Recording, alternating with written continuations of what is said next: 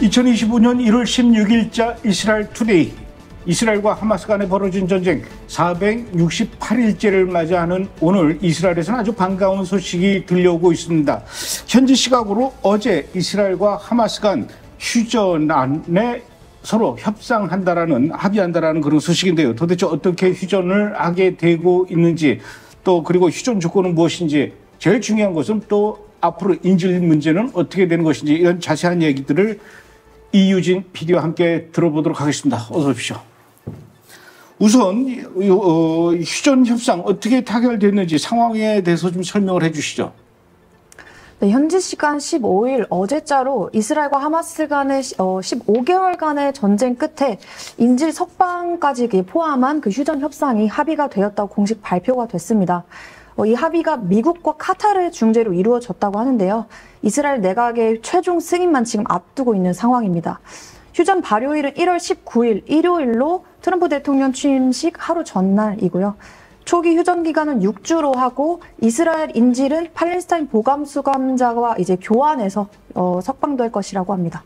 사실 이게 휴전 협상이 오래전부터 진행됐지만 이게 잘 성사가 안 됐던 것이 서로 요구하는 조건들이 달라서 이제 맞지 않아서 이제 안 됐던 건데, 이번에는 그 조건은 어떻게 되고 또 앞으로 어떤 단계가 이제 남아 있는 겁니까, 그러면은?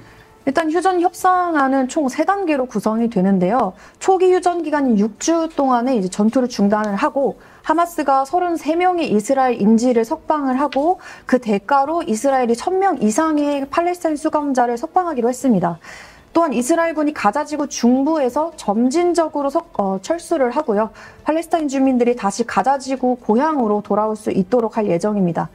1단계 휴전 기간 동안에 이스라엘군은 가자지구와 이집트 사이 그 경계 지역에 있는 필라델피 회랑에는 계속 주둔을 하지만 가자지구를 남북으로 가르고 있는 네자림 회랑에서는 철수를 하게 될 예정이고요. 추가적으로 가자지구에 대한 인도적 지원을 늘리는 것도 포함이 됩니다. 그리고 2, 3단계에 대한 그 세부적인 협상은 1단계 16일차에 시작이 되는데요. 2단계는 영구적인 종전 협상입니다. 그 남은 인질을 석방하고 그리고 또 이스라엘군이 완전히 철수하는 거, 그런 단계, 이번 단계에서 그렇게 시행이 될 전망이고요. 마지막 3단계에는 남아있는 인질들의 시신을 송환을 하고 가자지구 재건 작업이 시작된다고 합니다. 현재 94명의 인질이 아직까지도 가자지구에 억류가 되어 있다고 알려져 있는데요. IDF가 확인한 바로는 그중에서 사망한 인질이 34명 정도 된다고 합니다. 네타냐후 총리에 따르면 아직 최종적으로 합의되지 않은 세부 사항들이 있는데 현재 이스라엘 내각의 최종 승인만 남겨두고 있는 상황입니다. 돌아오지 않은 인질의 숫자가 이제 94명인데 그중에 한 34명 정도는, 최소한 34명 정도는 이제 사망한 것으로 보이고, 그럼 이제 60명 정도예요. 60명 정도인데 이번에 1차로 33명이 풀려나게 되면은 27명 정도는 아직도 또 남아있는 건데, 또 27명도 생존해 있는지 이미 사망했는지 그것도 잘 모르는 일이에요.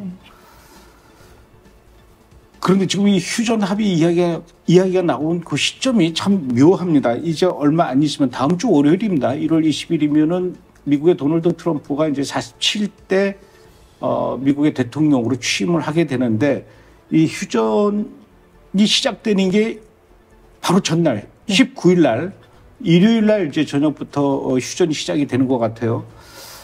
이번 휴전 합의가 그동안 그 조 바이든 미국 대통령이 계속해서 진행해 왔던 결과가 지금 나오는 건지, 아니면은 그 도널드 트럼프 이제 당선자가 취임을 앞두고 있는 이 당선자가 그동안 하마스를 향해서 내가 취임하기 전까지 인질들 돌려보내지 않으면 지옥의 문을 활짝 열어버리겠다, 막 이렇게 협박을 했단 말이에요.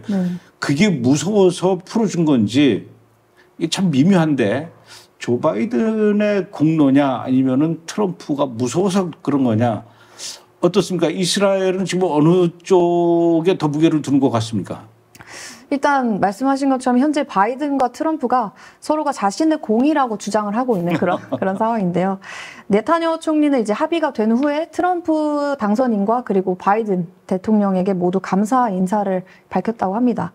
근데 특별히 트럼프 당선인과의 통화에서 인질 수십 명과 그리고 가족들이 그 고통을 끝내게 된 데 있어서 굉장히 감사하다고 감사를 전하고 조만간 워싱턴에서 만나기로 합의를 했다고 합니다. 또한 타임즈 오브 이스라엘에서는 가자 지구 전쟁 그 휴전 협상 타결이 갑자기 이렇게 급물살을 타게 된 그 배경에는 트럼프 당선인의 중동 특사인 스티브 위트코프가 지난 11일 이스라엘 방문했는데 그 방문이 결정적이었다고 설명을 했습니다.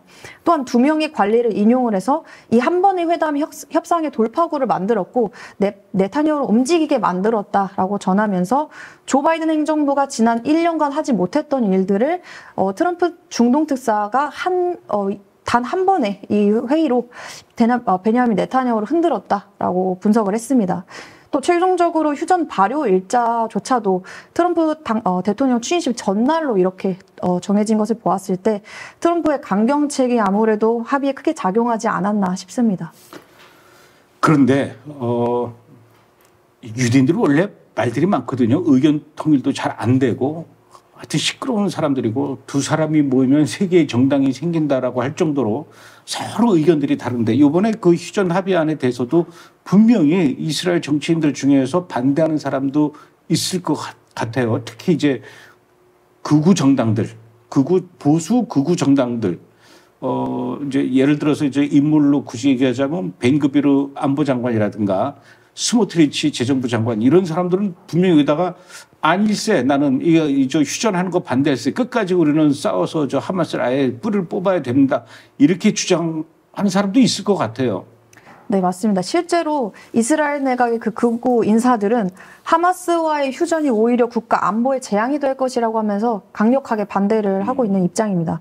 심지어 합의가 성사되기 전에는 벤그비르 안보장관이 스모트리치 장관에게 인질 협상이 성사가 되면은 정부를 이탈할 거라는 그런 협박을 같이 좀 하자라고 이렇게 동참하는 촉구까지 했다고 합니다. 그런데 이제 걱정은 이렇게 하마스를 완벽하게 제거하지 못한 상태에서 이제 휴전을 하게 되면은 혹시나 하마스가 이 좀 벤그빌이나 스모트리치 같은 사람이 걱정하는 것처럼 하마스가 다시 불씨를 활활 키워서 재건하지 않을까, 부활하지 않을까 이런 그 걱정이 드는데 아무래도 그런 가능성도 있지 않겠습니까? 네, 맞습니다. 아무래도 하마스 세력을 전부 다 지금 소탕한 상황도 아니고 인질 협상 중에 또 도중에 풀려나는 그 석방되는 팔레스타인 수감자들도 있잖아요. 그렇다 보니까 이스라엘 정부도 하마스의 재건을 좀 우려하고 있는 상황입니다. 석방되는 팔레스타인 수감자들에 대해서 이스라엘이 밝힌 거는 그들이 가자 지구로 다시 돌아오는 게 아니라 합의된 제3국, 그러니까 해외로 보내질 것을 요구하기도 했습니다. 미국 외교관계위원회 중동 전문가인 스티븐 쿡에 따르면은 하마스가 전쟁 초기만큼 지금 강력한 조직력을 가지고 있지는 않지만 병력을 보충하는 속도가 굉장히 빠르다라고 했거든요. 그래서 그러면서 이스라엘이 명확한 출구 전략이 없는 게릴라전에 휘말릴 것이 분명하다라고 하면서 지적하기도 했습니다.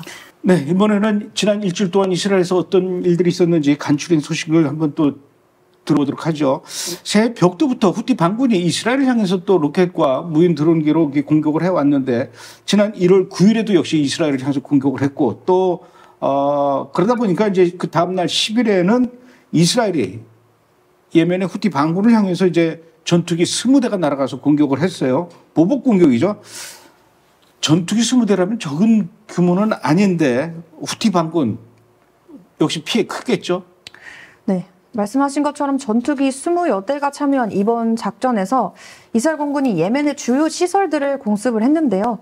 후티 반군이 군사활동에 이용하던 호데이다 항과 그리고 라스 2사 항구 그리고 그 수도에 있는 사나 인근의 헤지야즈 발전소를 주요 표적으로 삼았습니다. 특히 헤지야즈 중앙 발전소 같은 경우에는 후티 반군 군사활동에 있어서 굉장히 중요한 에너지원으로 사용되고 있는 곳이었는데요. 네타냐후 총리는 성명을 통해서 후티가 앞으로도 계속해서 대가를 치를 것이다 라고 말을 했고요. 카치 국방부 장관 또한 후티 테러 조직의 지도자들을 계속해서 추격할 것이라고 전했습니다. 예, 이번엔 11일자 뉴스를 좀 보죠. 지난주에 우리 이 PD가 얘기할 때 이란이 자기들이 갖고 있는 이 핵시설을 보호하는 그런 방공 훈련을 펼쳤다 이렇게 얘기를 했는데 또 일주일이 지난 11일에도 역시 이란의 서부와 중부 핵시설을 그 보호하는 그런 훈련을 또 더 확장해서 했다면서요? 네. 이란은 최근 자국의 핵시설 방어를 강화하기 위해서 군사훈련을 계속해서 확대하고 있는 상황인데요. 지난주에 있었던 나탄즈 핵시설 훈련부터 시작해서 이번 주에는 포르도와 콘다브 핵시설까지 포함해서 서부와 중부 지역까지 범위를 넓혔습니다. 훈련에는 이란혁명수비대 IRGC가 참여를 했고요. 그리고 미사일 부대랑 레이더 부대, 그리고 전자전 부대 이렇게 통합 작전까지 지금 수행을 하고 있는 상황입니다. 이란이 이러한 훈련을 통해서 외부 위협으로부터 자국의 핵시설을 보호하고 그리고 방공 역량을 강화하려는 그런 의지를 보이고 있다고 평가가 되고 있는데요. 특히 이번 조치 같은 경우에는 이란이 이스라엘과 미국으로부터 자국 핵시설에 대한 잠재적 공격에 대비하려고 하는 것 같습니다. 네, 이번에 1월 12일자 뉴스를 또 확인해 보죠. 지난주 이 시간이죠. 이스라엘 투데이에서 오사마 빈 라덴의 아들 함자 빈 라덴이 지금 또 다시 대를 이어서 활동한다라는 그런 소식을 전해드렸는데 지난번에 이스라엘 작전에 의해서 사망한 아히야 시나르 하마스 지도자죠. 그 시나르의 동생이 형의 뒤를 이어서 지금 붕괴하고 있는 이 하마스 조직을 다시 재건하고 있다. 이런 게 걱정이에요. 이게 하마스를 뿌리를 뽑지 않으면은 계속 이런 식으로 해서 누군가가 또 이게 바람을 불어가지고 불씨를 더 키우고 재건하려는 시도를 하고 있는데 시나르의 동생이 지금 그 일을 하고 있다고 뉴스가 나왔어요. 네, 맞습니다. 이제 무함마드 시나르가 현재 가자 지구에서 젊은 남성들을 중심으로 하마스 재건을 하려는 그런 움직임을 좀 보이고 있는데요. 이스라엘군 준장 출신 아미르 아비비는 월스트리트저널에 하마스가 세력을 이렇게 재건하는 속도가 이스라엘군이 하마스를 소탕하는 속도보다도 더 빠른 상황이라고 전했습니다. 실제로 하마스는 지난 몇 달 동안 가자 지구 전역에서 하마스 대원 수백 명을 모집을 했는데 특히 북부 쪽에서 이제 좀 집중적으로 모집 활동을 했다고 합니다. 무함마드 시나르가 다시금 이렇게 하마스의 군사력을 회복하고 강화하려는 그런 모습을 보이고 있는 상황입니다. 네. 1월 12일 이날도 역시 북쪽 레바논에서는 이스라엘 군의 헤즈볼라 소탕 작전이 계속 진행되고 있는 것 같아요. 근데 지금 이스라엘하고 헤즈볼라하고는 휴전 중인데 그럼에도 불구하고 이렇게 이스라엘이 헤즈볼라를 상대로 소탕 작전을 벌이고 있는 것 같아요. 네, 맞습니다. 지난 12일에 이스라엘군이 레바논에 있는 헤즈볼라의 주요 시설들을 공습을 했는데 남부에 있는 나바티에 지역과 동부에 있는 바알벳 지역을 표적으로 진행한 공습이었습니다. 현재 이스라엘과 헤즈볼라는 말씀하신 것처럼 휴전 상태에 있지만 이스라엘군은 헤즈볼라가 휴전을 위반했다고 지금 주장하는 상황인데요. 구체적으로 헤즈볼라가 레바논 남부에서 원칙적으로는 이제 무기들을 다 이제 철수를 했어야 했는데 시리아를 통해서 무기를 밀수하고 그리고 군사 시설을 다시 계속해서 구축을 하고 있었던 상황인 것으로 밝혀졌습니다. 심지어 국제휴전 감시기구는 해당 사안에 대해서 이스라엘 측을 통해 통보를 받았음에도 불구하고 이를 해결하지 못했고요. 헤즈볼라가 이스라엘을 공격할 가능성을 막기 위한 어떠한 필요 조치도 취하지 않았다고 합니다. 따라서 이번 작전이 이스라엘군에게는 자국의 안전을 좀 보호하기 위한 그런 작전으로 진행된 것으로 보입니다. 이번에는 좀 사우디 얘기를 해봐야 될 것 같아요. 사우디의 에너지 장관이 우라늄 농축과 관련해서 뭔가 발표를 한 것 같아요. 아무래도 지금 이란이 자기네들 핵시설을 보호하기 위한 훈련을 전개하고 있다라고 하니까 아마도 그런 것과 관련해서 얘기를 한 것 같은데 사우디 에너지 장관 뭐라고 얘기한 겁니까? 최근 다란에서 한 컨퍼런스가 있었는데요. 거기서 사우디 에너지 장관인 압둘 아지즈 빈 살만 왕자가 발표한 내용에 따르면요. 우라늄 판매를 포함한 모든 광물을 수익화할 것이라고 하면서 우라늄 농축액의 중요한 원료인 옐로우 케이크를 판매할 계획이라고 밝혔습니다. 이번 발표는 사우디가 에너지 자원을 다각화하기 위해서 핵 프로그램을 확장하려는 그런 전략의 일환이 아닌가라고 볼 수 있는데요. 사우디 이런 계획이 지금 현재 이란이 핵시설을 보호하기 위해서 군사훈련을 강화하고 있는 그런 시점이다 보니까 아무래도 주목을 좀 끌고 있습니다. 하지만 우라늄 농축이라는 게